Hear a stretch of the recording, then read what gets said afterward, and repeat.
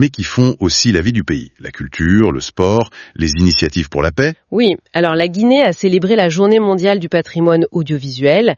C'était l'occasion pour la RTG, la télé et radio nationale, de montrer un peu ses efforts pour se moderniser, les réformes dans le secteur. D'accord. Côté sport, il y a eu la 9e édition du Linguet d'Or qui récompense les acteurs du foot guinéen pour essayer d'encourager l'excellence dans ce sport qui est si populaire. Le sport roi. Voilà.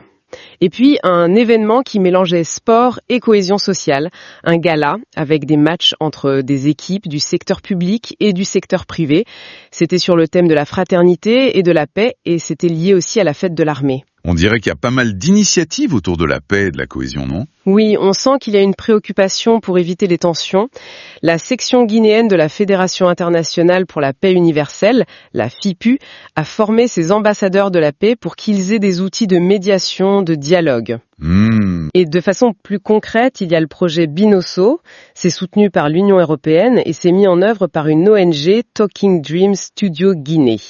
Ils ont mis en place un cadre de discussion à Farana, une région où il y a parfois des tensions. D'accord, pour prévenir les conflits, c'est ça ? C'est ça, favoriser le dialogue entre les communautés, les autorités locales, les forces de sécurité, pour prévenir les conflits et aussi l'extrémisme violent. Le ministère de l'administration du territoire lance aussi des formations du même genre sur la négociation. C'est important. Et pour finir, une touche d'ouverture culturelle avec cet échange entre la Guinée et la France dont vous parliez. Oui, c'est l'association Yigifissa qui a accueilli des jeunes stagiaires français.